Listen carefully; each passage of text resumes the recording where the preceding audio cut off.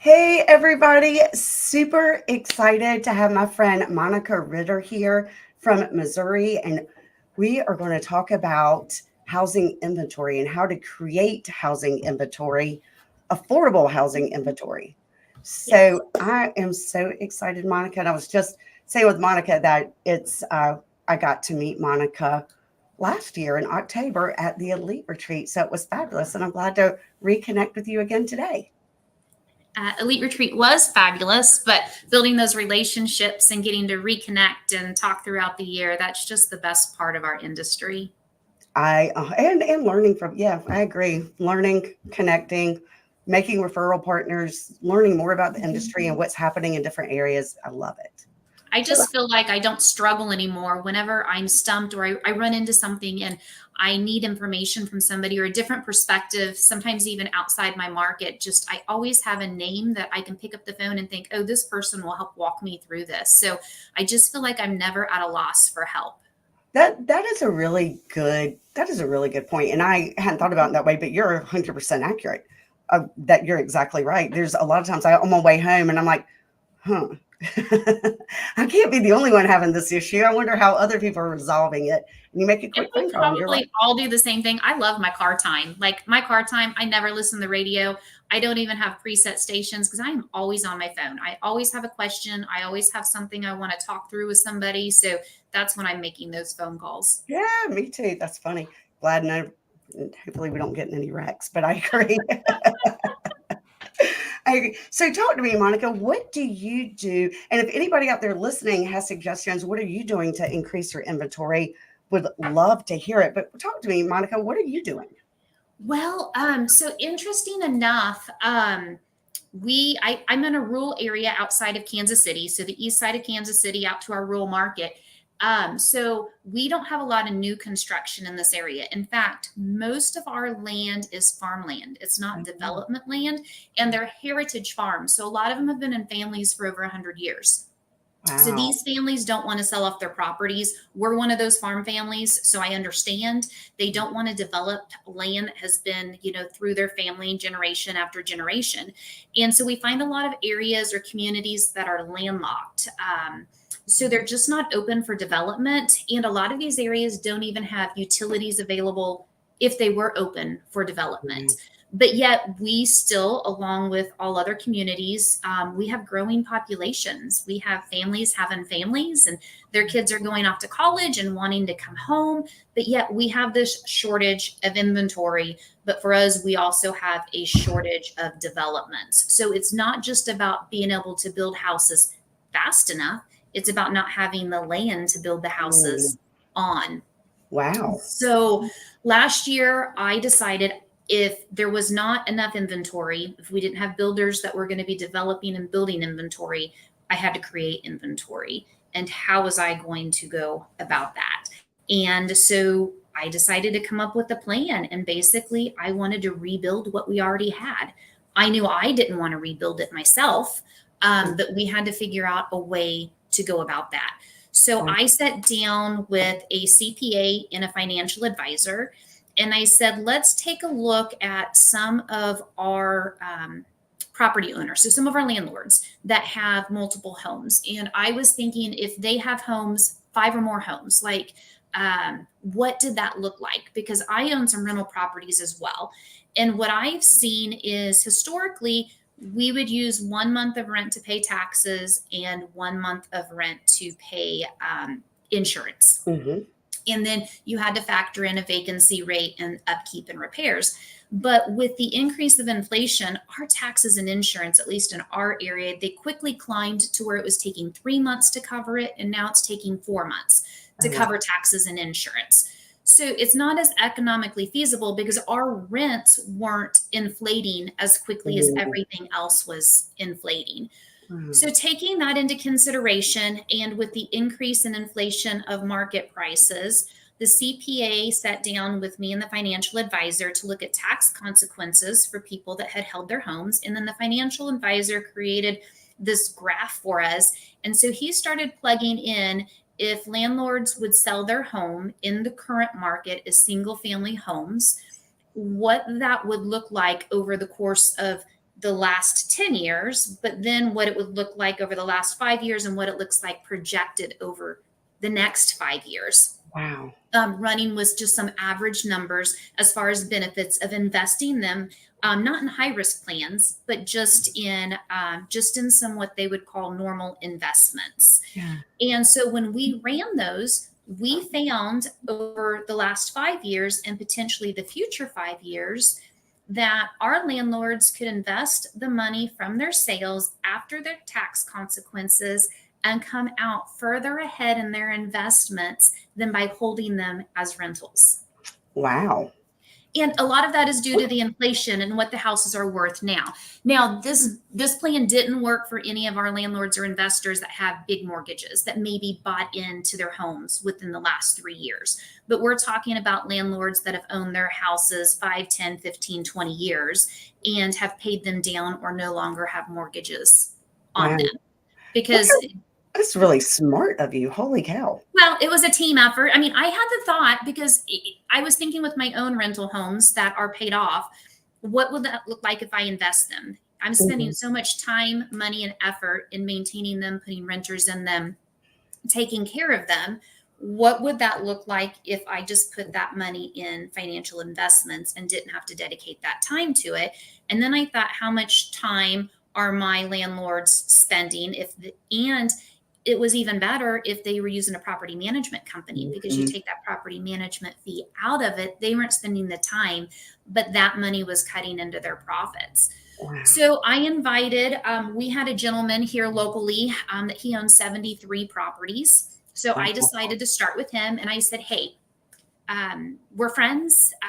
There's no pressure here. I would just like for you to sit down, come in, and I would kind of like to use you as a guinea pig. I know with my properties it works, but I want to know if for your properties it works. Would you be willing to sit down, go over these numbers, share some of your numbers with us, and let's take a look at what it would look like for you? And he agreed to. Wow. So not only did he agree to do that, he had a couple of investments that he had not touched that were 401k rollovers from years past. So no money had been added. They had just sat there for 20 years. So we also compared those to properties he had held for 20 years and what the properties are worth with inflation versus what his expenditures had been over 20 years as well. Wow. We found out that those investments outweighed the actual real estate itself. Now, with that being said, we all know real estate's great to get into, and it's good to be diversified, and it worked for his passive income for the time being.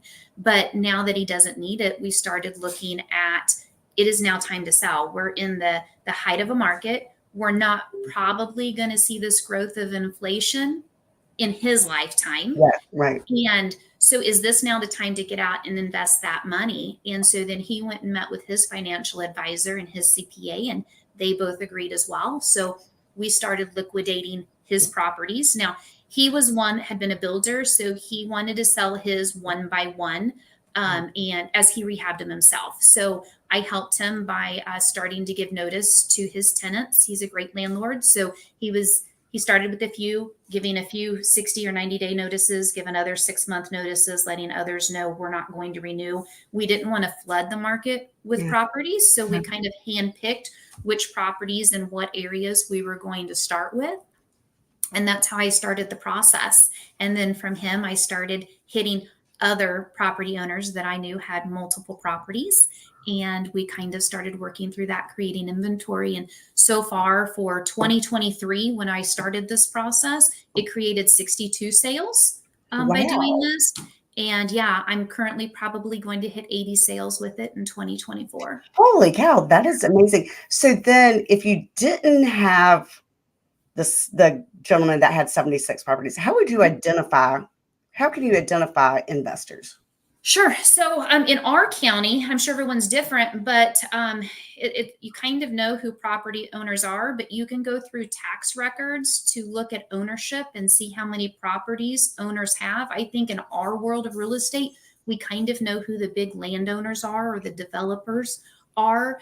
I also recommend go talk to your city administrators or your city inspectors. They're going to know who owns multiple properties in the area as well, and you Wow. could reach out to them that way. Um, and it all didn't end up this way. I approached a couple of landlords that were just ready to get out of the business. They had no interest in rehabbing. They had no interest in selling their properties one by one. They just wanted out altogether. So that created phase two. One had 20 properties, one had 25 properties. So then we had to find buyers that would take on those properties and do the rehabs and sell them off one by one or hold them as rentals in the meantime. That is pretty amazing, Monica. I'm super impressed with the fact that you were able to identify a problem and come up with a solution. Because I think we could all point our fingers and identify problems, but it's something totally ingenious, really, to come up with a problem, a way to solve it and act on it. That's part three, is you actually did it.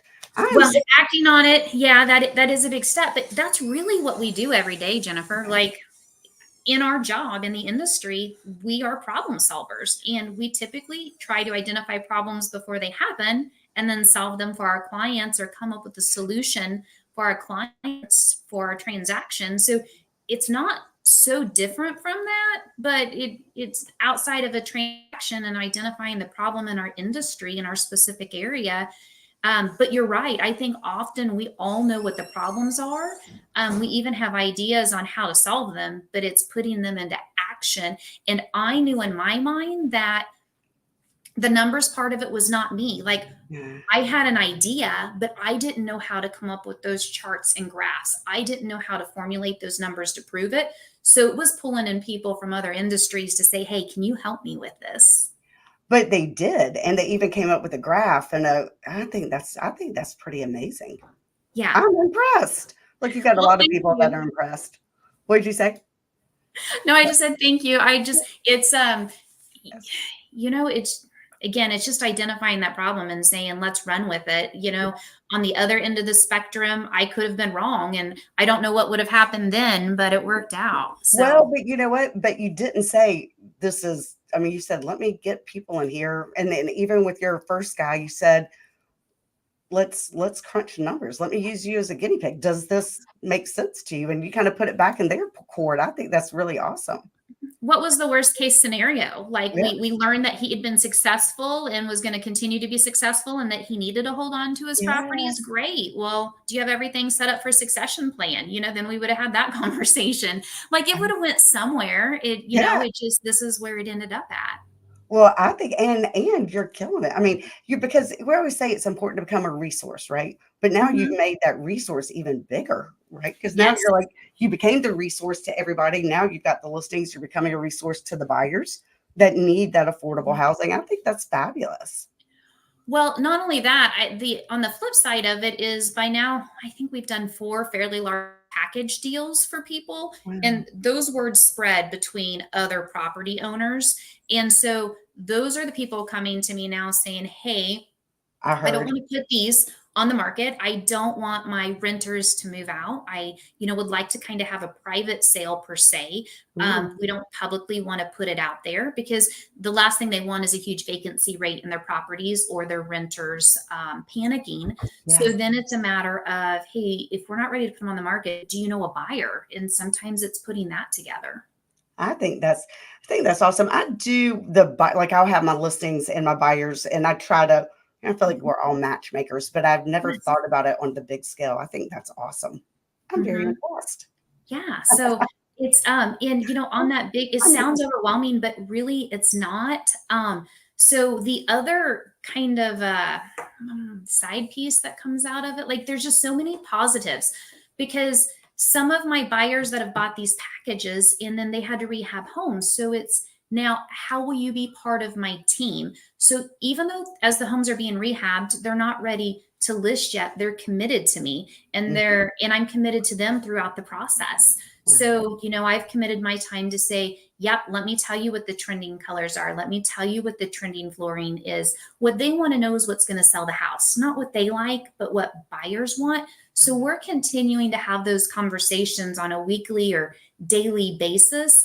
And I've become part of the team with their electricians and sheetrockers and carpenters. And I've been able to build relationships with all of those people. And now those people are referring people to me as well. Yeah, that's right. More opportunities. You're just opening the door. Absolutely. Just building relationships left and right. That is, I think that is awesome. Well, I don't even know. Normally I have like things to comment. I'm just so like, I need to go back and watch this episode myself so I can figure out what exactly you said. It's amazing. Hold on, let's see what Esther says. Are you not able to resell without the rehab? Because it maybe depends on the condition. Yeah, so sure, Esther, we can resell without the rehab. The issue that I was running into, though, if I resell without the rehab for most of these properties, it would be another investor buying the property to make it a rental. And it creates a sale for me, but I was trying to create affordable housing for our home buyers. So most of these, since they had been rentals, needed anything from a light to an extreme rehab to make sure that they would qualify for our VA, USDA, or FHA loans. So yes, could we recreate those sales without that? We could. That just wasn't what I was trying to create. I was trying to create inventory to go on the market for home buyers. Okay, very good question though, Esther. If anybody else has questions, please put them in there. While we've got brilliant Monica right here talking to us, let's ask her. Anyone? Yeah. So, and we have a lot of local banks here, Esther, to kind of tie onto that. Our local banks that will do construction loans or rehab loans for our home buyers. And they're kind of the smaller walk in the door handshake type of banks. The problem is most of them require 20% down or 20% equity. And that doesn't work for most of our home buyers because in our area, I would say at least 70% of our buyers are utilizing USDA, FHA, or VA style loans, or 97% or 95% conventional. We're not in an area where we typically see those 80-20 conventional style loans. Yeah, because you were saying your average price point was at 180. Yeah. It's pretty amazing. I didn't even know housing like that was still out there. That's good too, you know? Yeah. Up until a year and a half ago, we still sold lots of homes under 100,000, in that 80 or 90 mark for little 2 bedrooms, but we're not finding that anymore. Yeah. And you're selling 130 plus homes a year, which is also amazing. You're really a badass. I just want you to know that. Well, thank you. We just, you just do what you have to do. Well, and you're doing it successfully. So congratulations. Thank you. And if we don't have any more questions, I mean, I'm very appreciative of your time. I know I'm seeing everybody that's popping on. Surely someone has questions, but then I see all these names and think, oh, we talk about this stuff all the time. So, so if anybody else has questions, don't hesitate to put it in the comment section. If we're done, I'm sure Monica will come on there and answer your questions later, right? Yeah, absolutely. But Awesome. So aside, do we want to talk some more about creating some more inventory? Do it. Yes. How else? Yeah. Yes, so that's probably been my biggest source of inventory production creation in the last year and a half. But I've kind of become known as the probate agent for our county. I handle a lot of the probate sales. So probate is, of course, when somebody dies, the property is left. It has to go through probate court because there wasn't a beneficiary deed. Even if there was a will in the state of Missouri, a will in place, it still has to go through probate court. In Missouri, the will only gives direction as far as what's to happen with the house. But if there's not a beneficiary deed, then it has to go through the probate process. And what I have found is that most counties have a probate attorney. Any attorney can do probate, but it seems to be each county kind of has that attorney or that firm that handles the majority of the probate cases. So I recommend finding out who that attorney or those attorneys are that handle most of the probate in the area that you're working, and create a relationship with them. Take them to lunch, get a meet and greet with them. It just so happened that I knew who the probate attorney was in the county several years ago. And so we developed a relationship, but I just kept that relationship going. I just kept forcing that conversation, kept getting in front of them. making sure they knew what I was doing and chatting with them about what was new and what they were doing. There's some probate certifications out there. So if you haven't done very many probate sales, I recommend not the certification. I don't know that any of the probate attorneys are going to hire you just because you have a certification or even care that you have a certification. But it's good to have the knowledge of the language to understand what they're talking about when they use the terminology that goes along with probate. But a probate sale is not much different than a typical sale. The processes are a little bit different as far as approval and the verbiage in the contract. But I recommend getting in front of those attorneys, because what's going to happen is the family has the right to choose who they would like to choose for the real estate agent. But many times the family is not local, or they don't have a preference. So in that case, they leave it up to the attorney to decide who they're going to hire to sell the property. And that's where that relationship becomes important. And so now, not only do I have that relationship with the attorney that does the majority of the probate cases here, but when the other attorneys then take on a probate case here and there, they give me a phone call too, because they know that I understand the process and that they're not going to have to teach that process.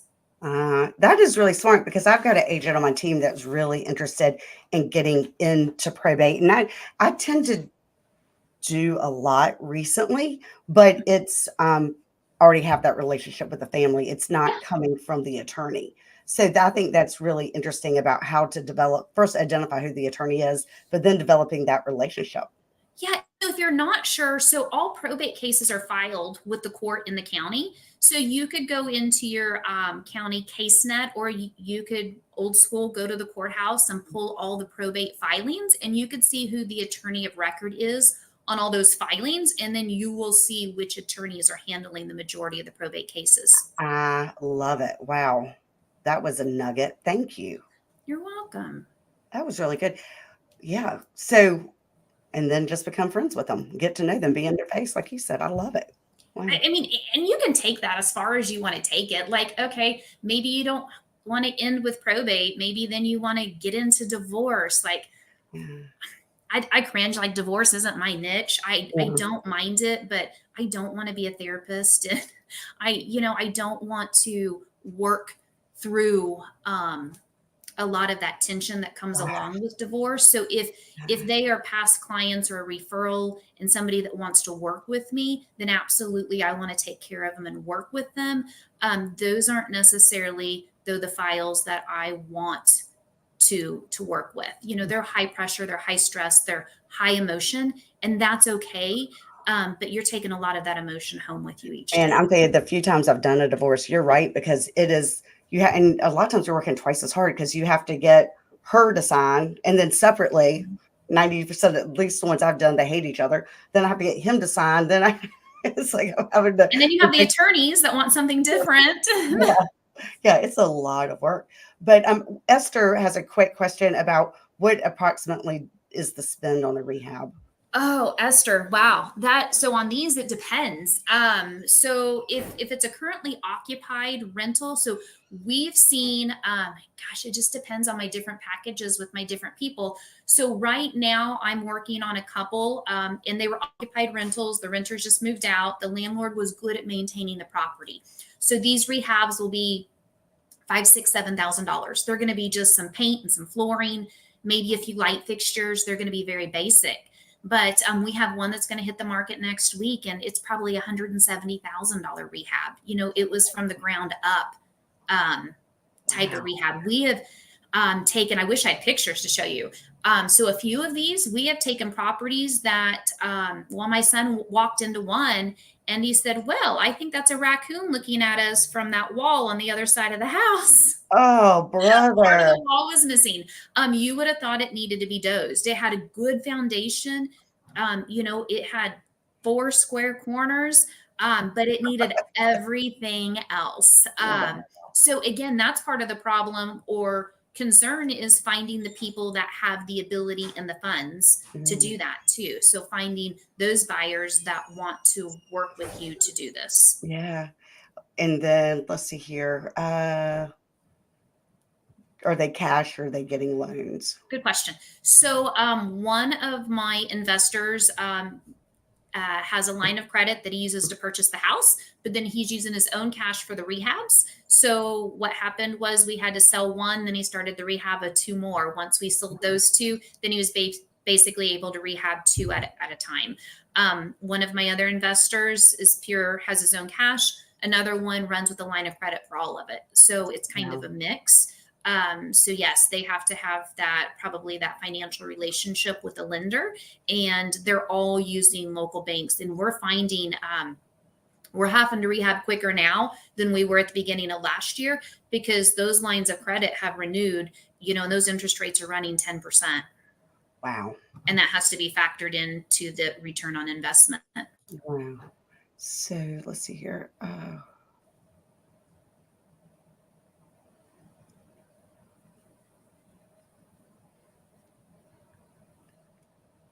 Are you? Yeah. So I'm sorry, Adam. I don't know what ADU and It's the additional ADU. I had to look it up the other day too. It's additional living space. Like if you have a mother-in-law that's will come to live with you or whatever. So are we talking about your question, quick to permit? Have you worked with investors looking to add dwelling units to a property? So you're talking non-attached units. Is that correct? Is that what we're talking about? I believe so. Okay. I'm not familiar with the other one. Yeah. So where I live at, so most of where these properties are being rehabbed at, they're all in city limits. And in our communities here, we don't allow additional, I see that, Adam. Yes. Okay. So we don't allow additional units necessarily on the same type of property. Some of our lots do.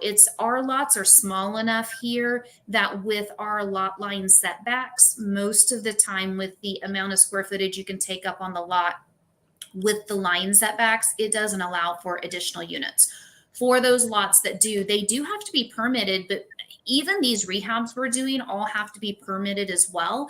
And we haven't had any issues with getting those permits. I will tell you, I'm developing a relationship with those city inspectors is not only important for me as the agent, but I highly recommend when I'm working with a new investor that's going to start this process to know who their rehab team is going to be before they go in for that meeting. So if they're not going to be doing the work themselves, but they say, I'm going to hire out the electrical and the plumbing, when they go in and meet with that city inspector, provide them with that list of who they're going to be using and start with the conversation of, this is my team. These are my go-to people. I understand that they're already licensed within the city or not licensed within the city. What is that process? But if you go in and approach them as in you understand that they're a resource for you versus going in with the impression of, I'm going to do this, you won't get that pushback because they're going to be there throughout the process. At least here they are. They're coming and checking each step of the process. And I have found that once we develop those relationships that, and they get comfortable with our team, I don't want to say they're easier, but they come in expecting that the work is done correctly. So then when we do run into a problem that doesn't fit inside the box and we say, hey, we understand you want it done like this, but for these reasons we can't, they're more lenient in coming to a solution with us and trying to make it work than giving us that pushback that might cost more money that's unnecessary. Monica, wow, you are a wealth of knowledge. Thank you. But it all goes back to the same thing, Jennifer, it's those relationships, building those relationships. Yeah, that's right. But it's even, I like your perspective on, hey, you're not there to argue with the city planning and city inspectors. You're there to be like, hey, look, I'm doing my part. Here's a list of all my licensed contractors that I'm using. And I love it. Well, at the end of the day, what I think probably some of them understand, but what they do need to understand is we're rehabbing these homes. Yeah. It's good for the city. It's good for the county. We are now taking properties that were assessed for minimal dollars that are now going to be able to be reassessed at an inflated real estate market price once they're sold. Yeah. That's more tax dollars coming into the schools, more tax dollars coming into be more tax dollars coming into the county. It's going to our fire districts. Like, it's providing wealth to everybody. And so we all need to be on board with that. And the city inspectors, that's how they're getting paid, is through our tax dollars. Yeah, you're absolutely right. Yeah, I think that's brilliant. I've already gone in more of arguing with them, so I like your approach a lot better. Get a Well, I'm lot not going to say that further. there's never been an argument or that I've stomped away because I didn't get my way necessarily. But, if you build those relationships, you get to the point where you don't want to disappoint them any more than they want to disappoint you. Like, they don't want their job to be any harder than it has to be. And I'm not going to doubt that there's always going to be that bad apple out there that everyone just cringes. And I'm not going to say we haven't had one of those people locally, but you know what? They have a boss too. So if I feel like I'm truly being reasonable and treated unfairly, or my clients being treated unfairly, then Christina, I love you, girl. So then that just means that I'm going to go to their boss and say, let's have a reasonable conversation. Like, this is not okay. There has to be a solution. I love it. And you're giving a solution, which is awesome. Yes. Mm-hmm. Dang, this has been excellent. I've learned more today. I've learned more in these past 20 minutes than I have in a very long time. So thank you. That's the goal. Good. Good. Well, I'm very appreciative to you. This is awesome. And I'm glad your daughter's feeling better and her tooth. Yeah, for those that don't know, Sydney, she's 21. She had her tonsils out 3 weeks ago tomorrow, and it has taken almost the full 3 weeks for recovery. It was a rough go. So I'm glad for life to get back to normal as well. Yeah, well, I'm glad that she's doing better now, right in time for school to start. So that's awesome. Yes. Yeah. Ironically enough, she's in nursing. She wants to be a traveling nurse. So it was a good experience for her to go through. Poor thing. She could have a little bit more empathy now, maybe. Yeah, that's right. Well, that is awesome. Well, go enjoy your evening, and thank you. Thank you so much. You're welcome. Really Thank you. I appreciate you inviting me on. Well, I'm glad you did it. I've learned a lot, so thank you. I appreciate it. You have a wonderful evening. Thank you, Mama. I'll do it. You too, Jennifer. Bye. Bye-bye.